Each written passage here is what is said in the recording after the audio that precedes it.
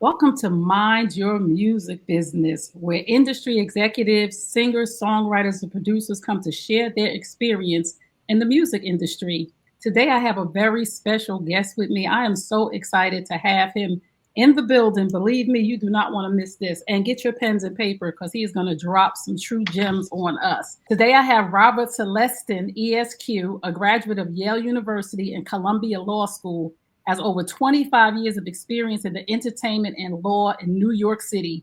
He began his career in corporate law at K. Scholar, ETAL, before moving to legal department of Arista Records under Clive Davis. Mr. Celestin later served as VP GM of Uptown Records, where he worked with artists like Mary J. Blige and Sean Diddy Combs.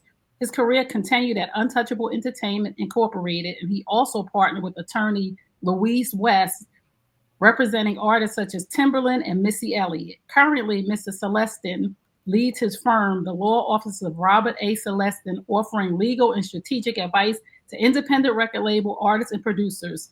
His clients have included DESIIGNER, 6ix9ine, the estates of Pop Smoke, Fatboy SSE, DJ Self, and others. So coming to the show is our one and only Robert. How are you? I'm doing very well, Trey. Thank you so much for inviting me. This is great. Well, this is so good. We met a long time ago where we've never really sat down and had a talk. And I followed your career for many years. Thank you And so much. You. I think you're doing amazing things. And I think artists, and I love what you say on your Instagram, don't get jerked. Facts. Don't get jerked. And a lot of artists to this day get jerked. I mean, interestingly enough, my firm has expanded into Africa, Lagos, Nigeria, and Accra, Ghana, to be exact, because as is often the case, our people are the innovators and the creators of all these different genres of music. And one of them is this genre of music coming from Africa called Afrobeat. It's been very, very popular.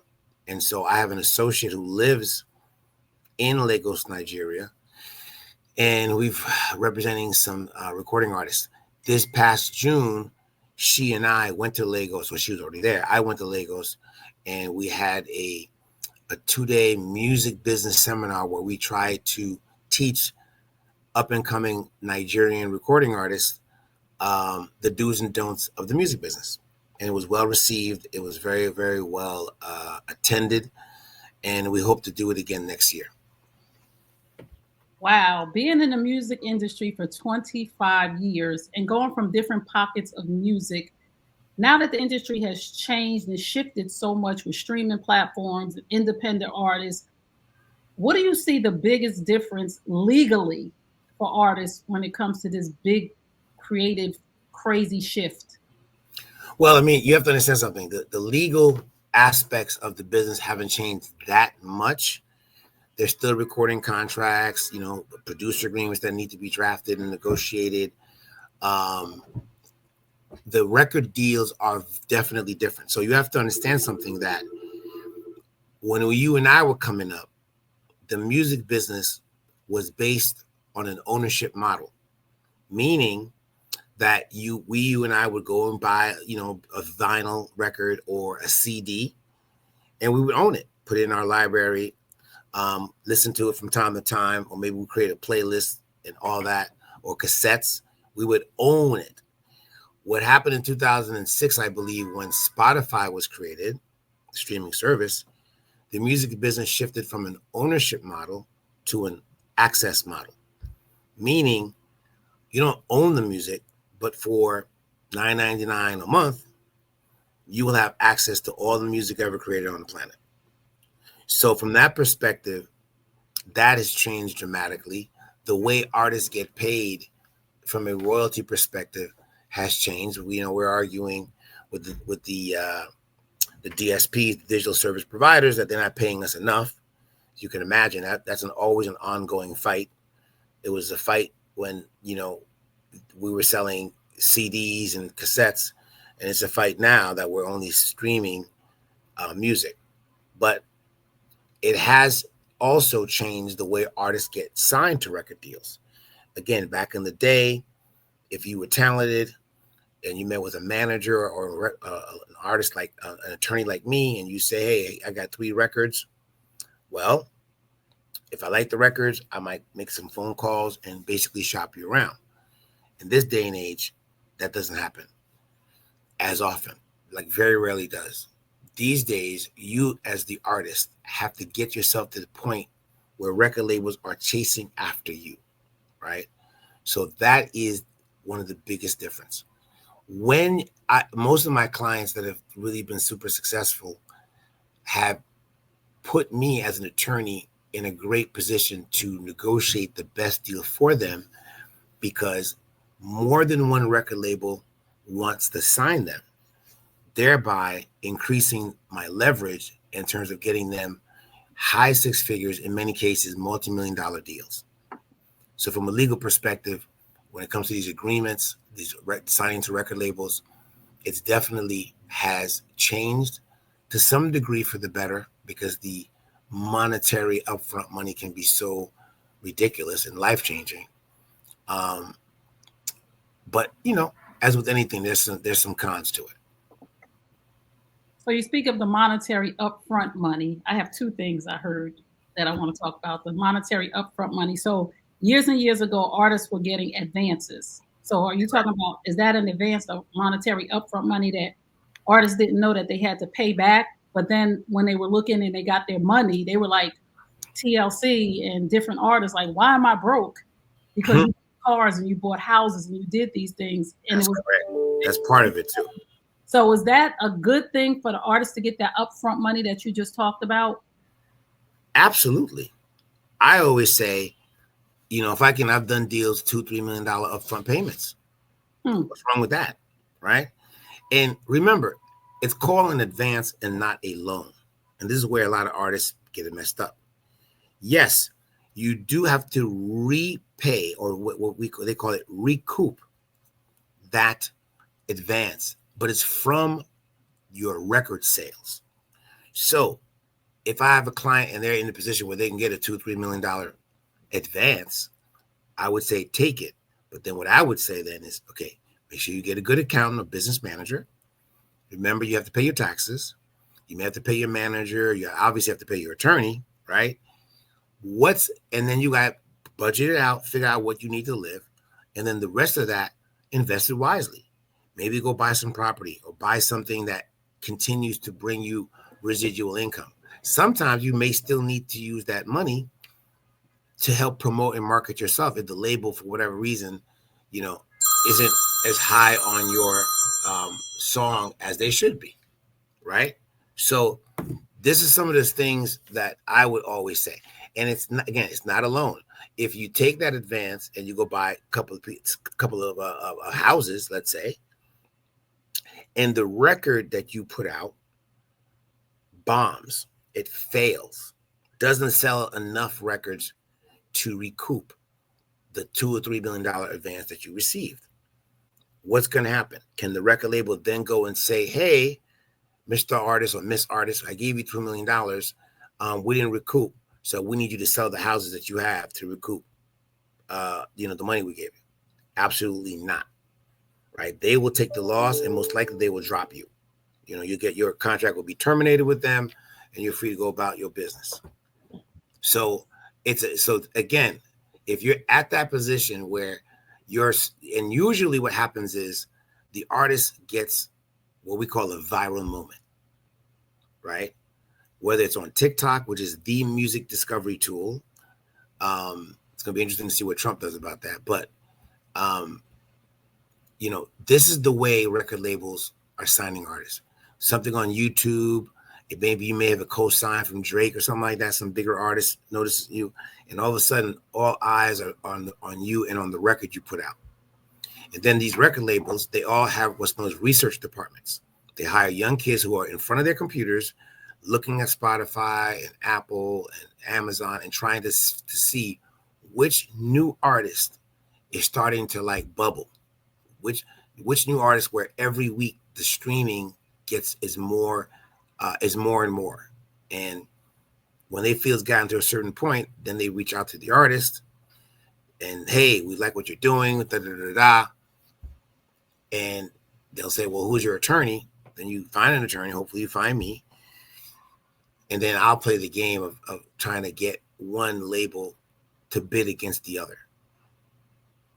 So the music industry back in the day, from when we were coming up, because we have a certain age, you had to be talented. So now, would you consider this a popularity contest? To some degree. Yes. You know, the argument that a lot of our generation would make is, oh, these artists aren't talented, they're this, they're that, da, da, da, da. And just trying to be totally honest, yes, back then there was more artist development. There are artists that are talented, like someone like SZA. She's talented, right? And she obviously is having a career. There are other artists that get signed that are one-hit wonders. They got one record. There's nobody at the record label that's going to sit down with them and be in the studio and say, okay, let's try a different direction. Let's rewrite these lyrics. This beat isn't working. Try this, try that, try that. The artist has to kind of do it themselves, or their team has to help them do it. And so they may put a record out and they don't have a follow-up single, and then that's it. I just saw a video on, I think it was Instagram, that A. Marie has a new song coming out with Troy Taylor. So it was Troy Taylor. I like Troy Taylor. It was hot too. Yeah. I also saw a couple of older artists. I saw Melanie Fiona has a new song out as well. What do you think about that evolution of them coming back out? Do you see it as a positive thing, or do you see it as they're just spinning their wheels? No, I think it's positive, because here's the thing about the internet. You go on Instagram, right? You may have an account and you got 70 people following you. You may have an account and you got 10,000 people following. The point of the matter is, every person has a chance to have an audience. Every person has their own fan base. So Melanie Fiona, I know her husband very well. She's an incredible talent. She puts a record out. Now, here's the question. Is Melanie Fiona going to compete with, let's say, a Summer Walker or a SZA? Because again, at the end of the day, this industry has always been driven by the youth. So probably not. However, our generation of consumers, we still like a Melanie Fiona. You know, we still like an A. Marie. It'd be interesting to hear what she's putting out. So they have to be smart in terms of marketing their music to their core audience, right? Please tell them. Right. They can't talk about, oh, I'm putting this record out and I'm trying to compete with these young people. You're going to lose terribly. Please tell them. Right. Only a few artists have been able to, like, even some of the older folks, like a Kanye, who's considered middle-aged at this point, you know, Beyonce, people like that. They're able to become cultural icons. And what they also do is kind of like, if there's a new young artist that's starting to make some noise, you'll find them collaborating with those artists. All of a sudden, you know, Kanye's with this young artist. He puts a record. Why? Trying to stay relevant. He's trying to get the young audience to hear him. And it also helps the new artists, because it's like, oh, it gives them a certain amount of credibility, like an OG, like Kanye's on my record. You know what I mean? Yes. And then it exposes them potentially to Kanye's audience. So it can be a win-win situation, right? Right. But the point of the matter is, they have their, A. Marie has a fan base. Now, she hasn't been there in a lot of ways because she hasn't been out in a while. It's almost like Melanie. She hasn't been out in a while. She has to kind of start off from a marketing perspective as if she was a new artist, right? She's got to, you know, go to the radio station. She's got to be consistent on social media and marketing. You know what I mean? And trying to reactivate her old customer, her old fans, and then try to get some new fans of our age. My brother, listen, yes, my sister. This is a problem that I'm looking at, right? Because I'm a music industry person. I told you I worked at Flavor Unit for a long time, and I'm really into music. And I'm noticing the older artists that are coming out, they're getting beats and they're doing runs and they're trying to do what the young people doing. Instead of catering to their own people, we were just talking about this backstage. My network, New U Nation Network, is catered toward Generation X. Those who are looking for nostalgia. Like some of us don't want the twerking, and I love the twerkers. I love them for their generation, but that's Correct. not for us. And in the Correct. vulgar language, but I'm seeing the Trey, you better not be twerking. I better not see you twerking, Trey. Oh no, I'm not twerking. Listen, I might be now that my hip feel better. Right? That's right. You might see me out there. No, I'm not gonna. You made such a valid point that I don't think that they don't get it that the younger millennials and Gen Z, they don't want us. Correct. And we have to face that fact. But we have to remember, it's not that hard for us to remember this. Look, we have to remember when we were coming up. The point of the matter was when this hip hop thing started manifesting itself, our parents were like, what the hell is this? This ain't good music. What is this? This ain't real music, blah, blah, blah, blah, blah. Right? What I've tried to pride myself on is not be my parents, not be that older person that is looking at what younger people are doing and trying to pass judgment, right? And saying, oh, that's not this, that's not that. I have to kind of like understand that, you know, the language is different, you know, with social media being what it is, you know, how these artists express themselves is different. And I can either be, you know, waxing nostalgic for the old days or, you know, be current with what's going on. Like I listened to, if you haven't had a chance to, you should listen to Glorilla's new album. It's an amazing piece of work. But she's got some records on there. She's got a record where, you know, she's talking to her girlfriend who's in an abusive relationship and trying to give her advice like, leave this man alone. She's got another record where she's got Kirk Franklin, Maverick City, and Karen Sherd, and I think her sister, on a record. It's pretty amazing. She's got another record where she's over here talking to God and asking God to give her the strength to get rid of this quote nigga. You know what I'm saying? Because excuse my language, but that's what it is. Yeah. And she speaks it in the language that her fans can understand. For me to hear this record, I was like, wow, this is pretty impressive because, you know, throughout my life, I've met women who are in bad relationships and, you know, they stay in the relationships, because they're just so addicted to the guy and this and that. And they, you know, and they shut out their friends, they shut out their family sometimes. It's just kind of crazy. And to hear her kind of like verbalize that, it's pretty impressive to me. Wow. Right? Yeah. You should listen to her new album. It's really not bad. Like I always say, someone like Glorilla, because again, you have to talk to your audience, right? So she is like right in the middle of like ratchetness and righteousness. Come on. Like walking in that little middle lane. So hold on. Wait a minute, Shh. We're going to have to let her pay you for this. Glow, you need to reach out to Robert immediately because this is some gems for her camp. But no, go ahead, really. Seriously. She knows it. Look, she understands.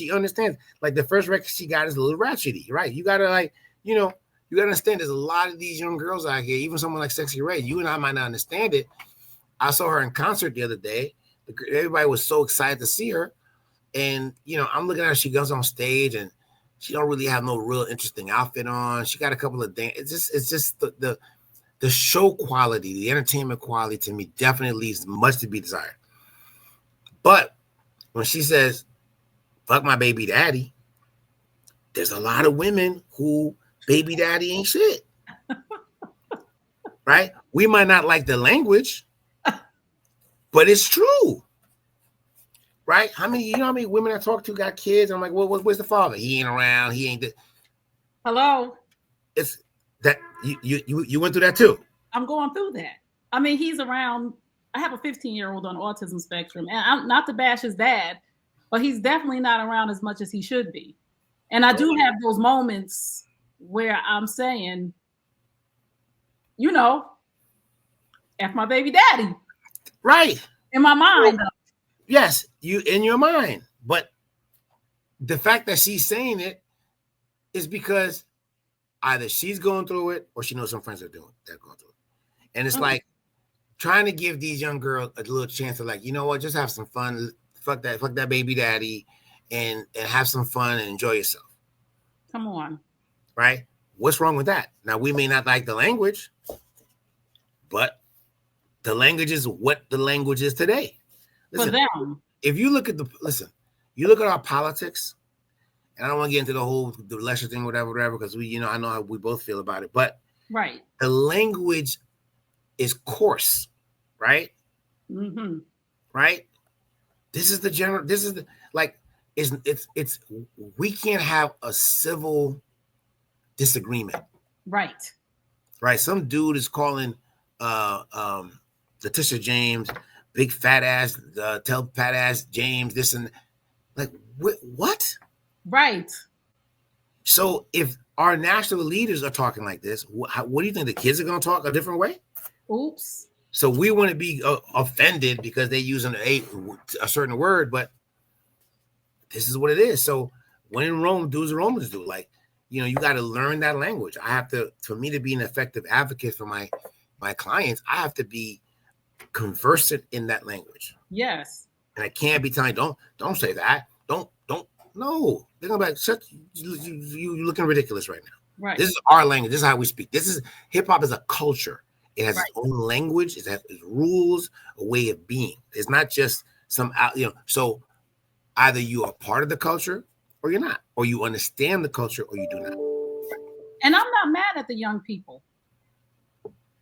And for us as Generation X and beyond that I cater to, I'm not mad at them because I know that my parents thought the same thing about me. Correct. I know the older generation thought the same thing about us, and we were nowhere nearly as vulgar as they are, but to our parents, we were. So right. I'm not mad at them. I'm just saying that for us in this industry with our older people coming back out, like we see a lot of our older acts, they're out, all of them are out on tour, and that's a wonderful thing, but they're trying to cater to the wrong generation. Like you said, with Glow and with Sexy Red, they liked, like Beyonce's last album wasn't for me, but she didn't make that last album for us. She made that last album for the younger generation to stay relevant. So you mean the Country Carter? No, the one before that. Gotcha. Well, so just you may not know this, but I represent an artist who just got nominated for 6 Grammys. A black country singer named Shaboozey. And shout out to Beyonce because Beyonce put him on 2 of her records from this Country Carter album. And that really helped create a buzz for him. And he has a song out now called A Bar Song, Tipsy, where he interpolates or incorporates, as we say, a record by a rapper named Jaquan that came out in 2006, I believe. Everybody in the bar getting tipsy. I don't know if you remember that record. Yes, everybody in the club getting tipsy. I'm sorry. Exactly. That's exactly right. Don't be sorry. It's right. Exactly right. Well, he took that record and he interpolated. Interpolating means that he didn't straight sample it, but he incorporated the hook and all that in this record, and it's been #1 for 16 weeks in a row. The #1 pop record in America and the #1 country record in America. It's a phenomenal thing. He's a 6'5" Nigerian-born, Nigerian descent, brother with locks. So if you get a chance, check him out. His name is Shaboozey, Shaboozey. I will be checking him out. So you said something really interesting just now. What's the difference between interpolated and sampled? Well, and then a sample means you take the actual record and you put it into a new record. Interpolation means that you either play the other record or you utilize some of the lyrics, but you don't actually take the record that it was originally on. So legally, here's the difference. If you sample the record, if I took the Jaquan record and the beat and I put it in this new record, I would have to clear it with the record label that initially put the record out, which I think is Universal. And I got to pay Jaquan because he's the writer. Now, being that it's an interpolation, I only have to pay Jaquan. I don't have to pay the record label.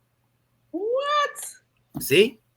So now I'm just paying one. I'm paying the writer, which is Jaquan, and the publisher that is publishes the music, as opposed to having to pay Jaquan and then the record label that originally put the record out. Wow, indeed. And Jaquan is very happy. He ain't mad. He is, because the middleman is not there. He's getting all that money. He's very happy right now. Listen to me. That's big, because a lot of people don't know. Like a lot of us from the older generation, when we hear interpolations, that's my new word. Thank you. Interpolation. Like, did they just stealing our music? All they did was sampled. but actually they did not sample. Right. And listen, here's the interesting thing. There are countless numbers of older writers, the old generation that wrote music, that put records out, that are now seeing money. Wow. Because it is the tradition of our people to take something old and make something new. Right? That's what hip hop is. Yes. Improvisation. Jazz was, one of the reasons I got into the music business is I took a course on Black culture at Yale University, and it was taught by a white professor, of all things. And this white man took us back to the motherland, to the drums. And he talked about how jazz music was improvisation.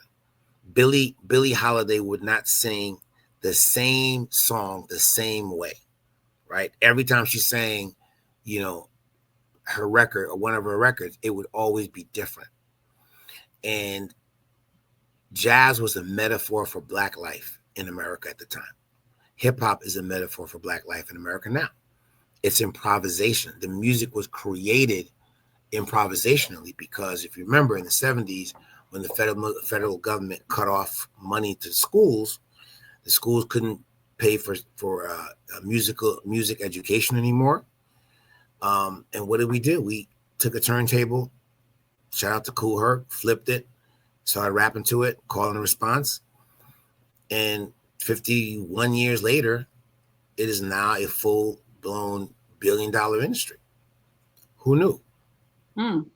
This is so good. I'm you know so what I mean? Here. Like, yeah, I'm happy to be here. This is so much better than I thought. Like, this ain't even none of my questions that I strategically wrote down, but this is so much better. I appreciate it. So, so I'm really happy the fact that I get a chance to represent and protect the culture creators. Yes. Which is our people. Yes. Say that again. So there are so many artists still. And this is what baffles me. It's like the basketball players and the football players that get these women pregnant. And the women want the bag. Right? And they know. They see hundreds of thousands of basketball players and football players, athletes getting used. Then we see another young brother that comes as an athlete, gets a big contract, and gets a chick pregnant. In the industry, chicks with an S. Chicks with an S, yes.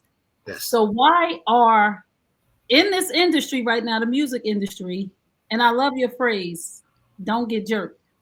Why are artists still getting jerked when they have seen the likes of TLC and Tony Braxton and different people who signed bad contracts? Why are they not getting it? What's the miss there? Well, there's always two sides to the issue, right? Like, admittedly, from what I understand, because I didn't represent TLC at the time, their recording contract was very typical of recording contracts at that time. A lot of money was spent to promote their records to radio, to make the music, all of that. And the record companies were recouping. Now, again, I don't know the full details of their contract, but they were probably in an unrecouped position. However, they were making a lot of money doing shows. I think they were selling merchandise too. So what happened to that money? See, there's always two sides of the story. A lot of these artists and even athletes make a lot of money.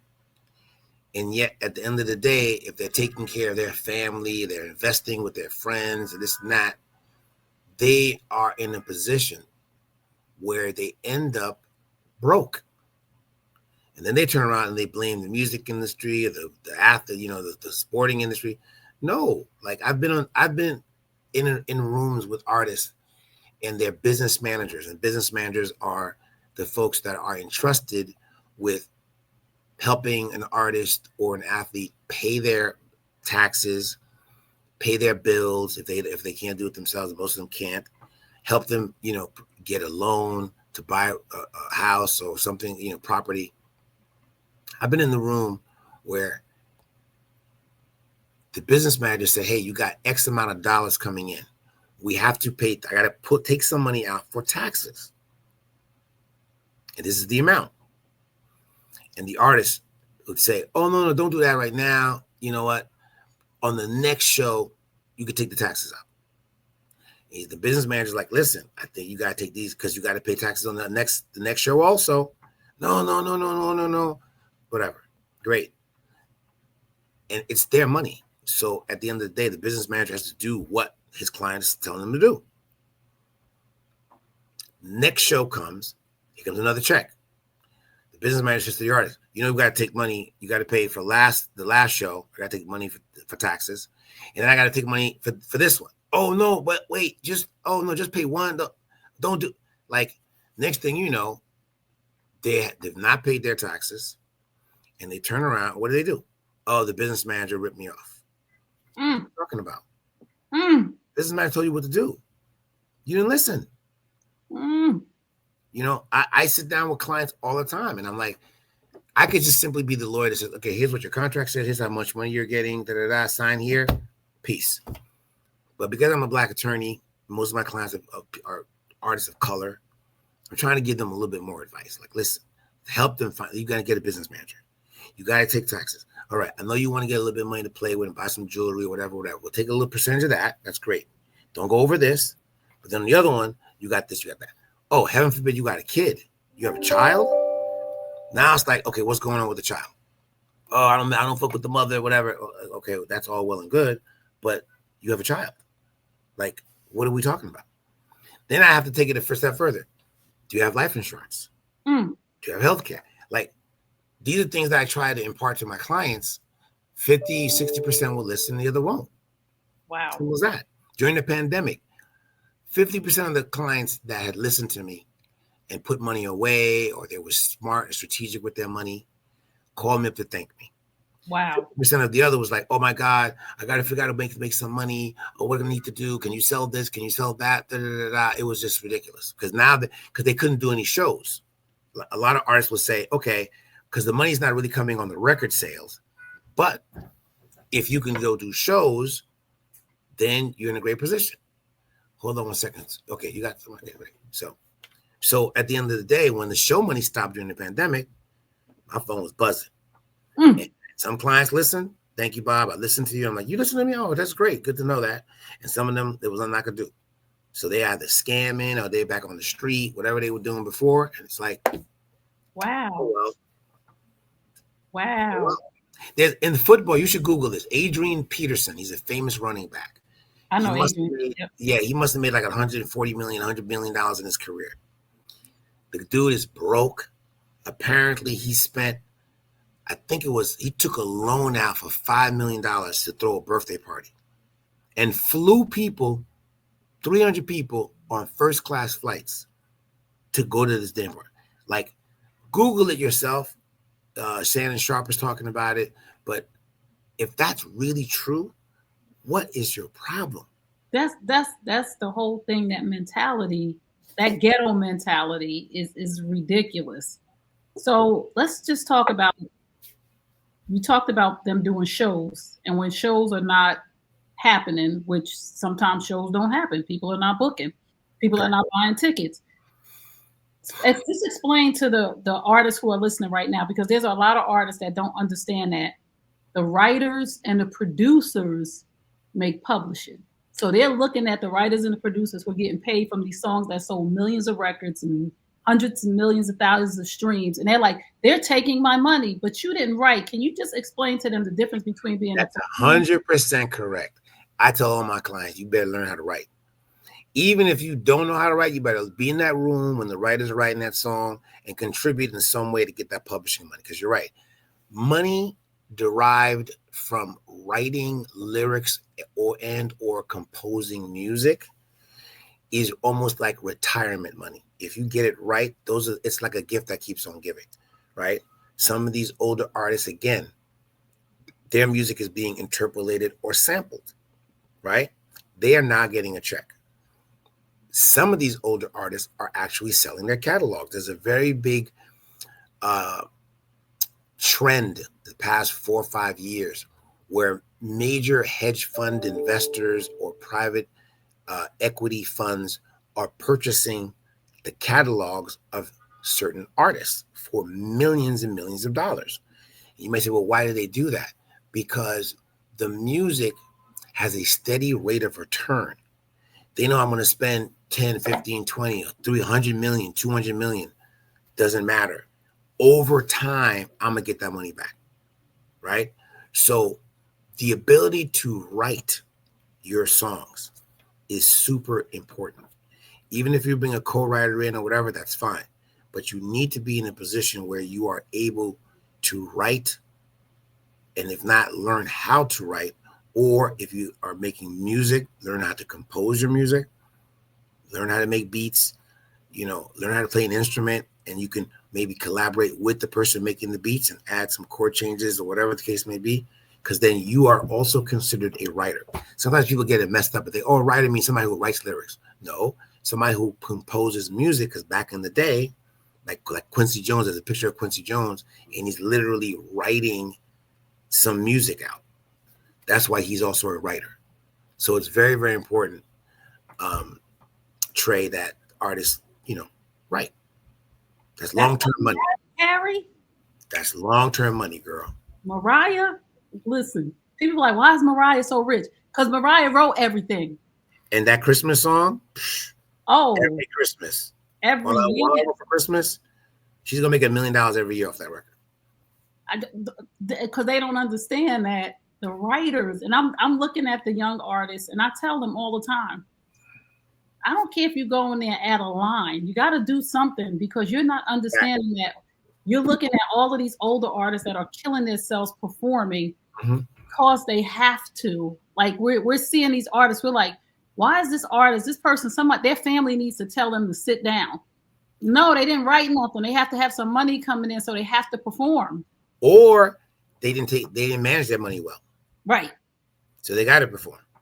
They have to. And sometimes I'm like, part of me feels like, why shouldn't, unless they look horrible, they're performing badly, why not? True. Right. I mean, this is what you sign up to do. You like to perform in front of performing in front of a live audience. I think that's kind of a cool thing to do. It is, and that's their life. But some of them they're not. They need to sit their asses down. That's what you're saying, Trey? Yes, they need to sit down, and I understand they can't sit down because they can't afford to sit down. Correct. So the young people who are listening, please listen to these nuggets that you got today, and reach out if you have questions. Do you do consultations? Yeah, I do. So they should go to my website. Should I chat? Type it in the chat thing? Hold on. You ain't. It's www.raclawfirm.com. I see it on the scrolling on the bottom. Yes. They should also follow me on my Instagram, which is Bob Celestin. If you are not sure of what you're doing, I used to tell my son in the morning when we prayed before he went to school, right? I used to tell him every single morning from 9th grade to graduation, the smartest person in the room is the one who asks questions. If you have a question, please reach out. So let's talk to the young up-and-coming entertainment attorneys. First, why did you pick the university that you picked, and why did you pick the law school? Just for those who are listening who want to be attorneys. So my parents are Haitian immigrants. They didn't finish school. They didn't go to college, and they were like adamant that their children, my brothers and my sisters, you're going to get educated, right? I'm a huge education advocate.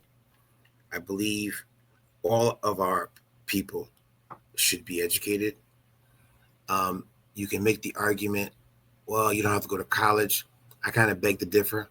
Statistics show that folks with a college degree versus folks without a college degree over the course of their lifetime make much more money than folks that don't have a degree. And interestingly enough, in this election, a lot of white males in particular voted for Trump, and they were non-college or didn't go to college.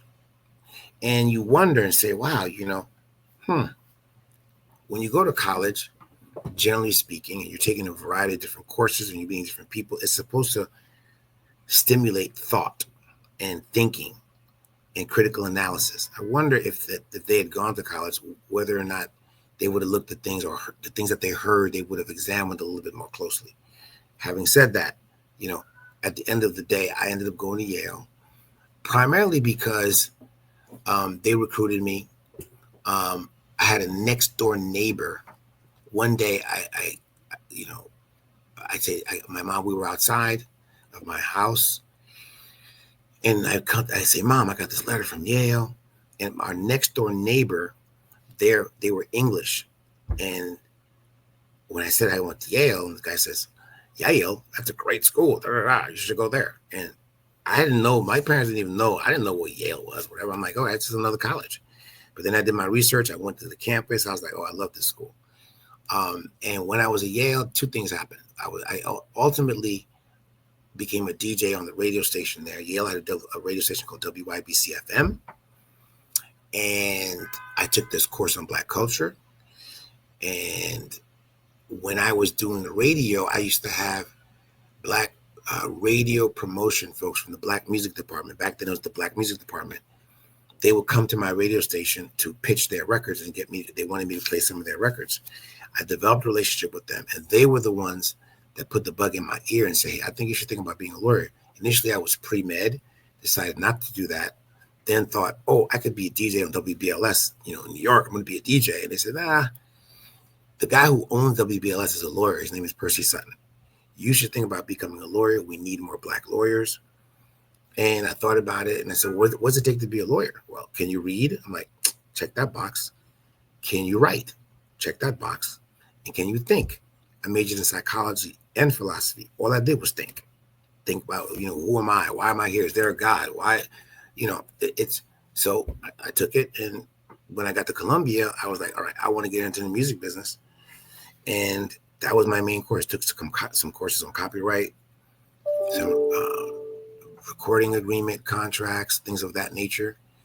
And once I graduated, I got a corporate job first, but I was focused on getting into the music business. My first, music industry job was at Arista Records in their legal department. Arista Records was the home of Whitney Houston. It was owned by Clive Davis, a very legendary music executive who also happened to be a lawyer. So, and then the rest of this is history. Mr. Celestin, you are a wealth of knowledge. Trying. Like seriously, like you have opened my eyes to so many things today, even in what I'm doing right now in my life. And you mentioned two things I want to just ask about, and then I'm gonna let you go. I know you got a lot of stuff to do. Sure. But you mentioned two things: relationships, and you talked about your mentor in your bio. So just talk a little bit about the importance of a mentor and the relationships that you built. Man, relationships are everything. At the end of the day, I remember taking a college, I was filling out a college essay, and there was a quote by this writer. I think his name is John Donne. I can't believe I remember this. And the quote was, "No man is an island." And you had to write an essay. What does that mean? Well, none of us do this by ourselves, right? I was very fortunate to have folks like Sylvia Rowan or Louise West, who I recently honored. We recently honored her about a month ago in LA. We gave her flowers because she's took me under her wing. She was the first female attorney that had her own practice, and she was a Black female attorney. And she took me and a bunch of other young Black attorneys under her wing and trained us. And because she had her own firm, she inspired me to have my own firm. And, to that, I owe her a debt of gratitude. When I was at Yale, I met a young woman at that time named Sylvia Rowan. Sylvia Rowan was one of the people that I said, hey, you should think about going to law school. Sylvia Rowan is now, the only Black female president of a major record label, Epic Records. And again, it's all about relationships. And, I've tried to have my career and carry myself with as much integrity as possible. Because again, it's, you are judged by, what you do, how you act. Your reputation is everything. And, I've tried to have a good reputation. I try to treat people fairly. especially my people, try to help my people as much as possible. And I continue to do that. And, I walk out of my house and I say, hey, you know what? Today, do no harm. Do no harm to anyone. I'm not trying to hurt anybody. I'm not trying to steal from you or, lie to you or everything. I'm trying to be the best person that I can be every day. So I think that's the way I kind of live my life, right? I don't got no kids. So my answer to people say, well, what are you going to leave behind? I'm like, well, my goal is that when it's time for me to go, there'd be standing room only in the funeral room because I've done a great job helping people. And that's the best way of people going to remember you, in my opinion. If you don't, kids are great, but people say, oh, you want to leave a legacy. I'm like, well, the legacy is to help people. You're going to leave a legacy, whether you have children or not. I don't know why people think that your legacy is based on your children. Your legacy is based on the content of your character and the lives that you've touched. And Right. You have touched a lot of lives. And today you have touched my life. And I just really, really appreciate you so much. Like the stuff that you probably don't think it was a big deal, but it was really a light at the end of the tunnel for me and so many others. And I appreciate you. Thank you for those kind words. No, seriously. With me, I'm just trying to do, I'm trying to do the best I can, And that's so good, the authenticity. And it was like no fluff. And I just really appreciate you bridging the gap between the younger generation, even in this brief moment for me, of bridging the gap between the younger generation and the older generation, that it doesn't have to be that. And that's big right now because there's this fight for power between the generations. And if we collaborated together and we both respected each other, we can get a lot done. I think at the end of the day, for me in particular, I'm really blessed to be in this industry, right? I talk about it all the time because I have friends of mine in the corporate world, banking, the law, and the law firms, and they're not happy. Right. And then, the other thing that's bad, they get old real fast. Yes. And for me, I'm around youthful energy all the time. Me too. Right? Yes. I love our age group. I love my peers, but some of our age group members, they're boring. They haven't taken care of themselves. Right. I mean, yes. I'm not really with that. You know what I mean? I want to be around people who are at least young at heart. Yes, that's it. Be young at heart. And to some extent, I like to listen to these young folks, and I have a lot of respect for some of them because a lot of them are making their way and they haven't had the benefit of having two parents in the household like I did. Right.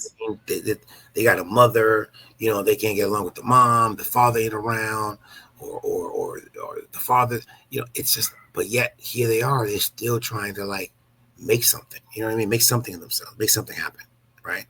Yes. And so I've had to learn to not judge. I can't judge people. I've tried to meet people where they are, and I try to help them, elevate them to, if they allow me to the next level, right? But I have to understand where they're coming from. I got to learn to listen. A lot of us don't listen. We be talking. I go in here and I listen. I talk and I say, let me hear what's going on with you. Right. And we as older people, we're not old, we're just older. We have to not be so rigid. Correct. It's just not one way. There's so much to learn. And again, I've been in this industry too, the media entertainment, for a long time. So I'm so much more youthful than, and I'm not even talking about the way we look or whatever, just in my mind. I just, like some of my older cousins, family, friends, they can't even navigate through social media. And I'm like, right, go here and do this. And they're like, I don't mess with that stuff. I'm like, this is the way of the future. Listen, here's you love this. Do you have my cell by any chance? No, I don't. I'll give it to you. Should I type it in here or just no? I'll No, don't type it in here. Here's the thing, right? If you call my cell and you try to leave a voicemail, the voicemail says, I haven't checked my voicemail since 2008. Okay? Either text me or I'll see that you call me. Because here's the thing, I've never checked my voicemail because I'm like, it's either I'm gonna see that you called me or you just text me. Right. I got something on my, I'm gonna leave a voicemail and everything. Well, you can leave a voicemail if you want to, because I'm not gonna listen to it. I ain't gonna hear it. Right? It's 2024. That's come on. Or they just want to be on Facebook. I'm just on Facebook. I'm like, oh, are you on Instagram? Oh, I'm not. What? What are you, like, come on. Let's not be that old. Yes, but that's our generation, not me and not you. But I understand.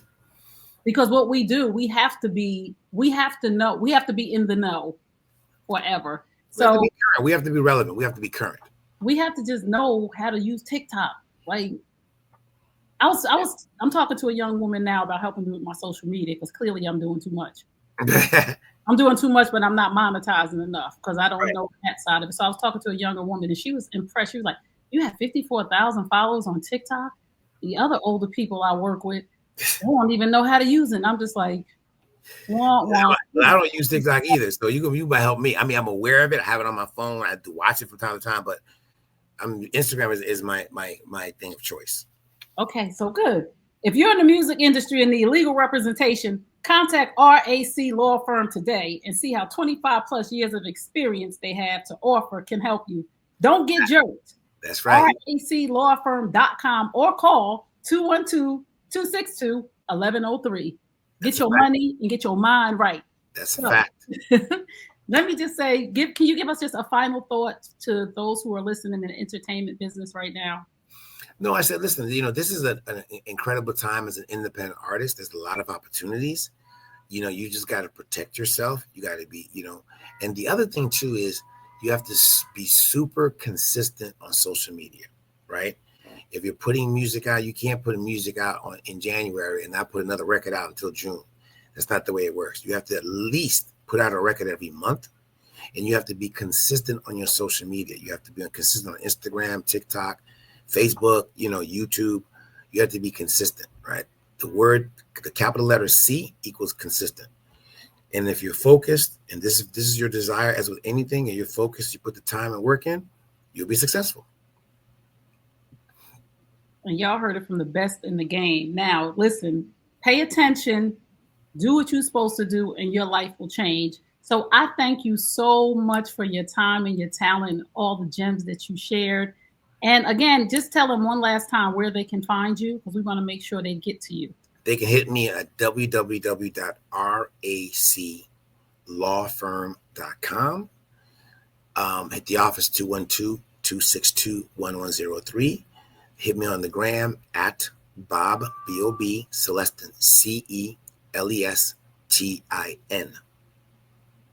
Thank you so much for tuning in to Mind Your Music Business.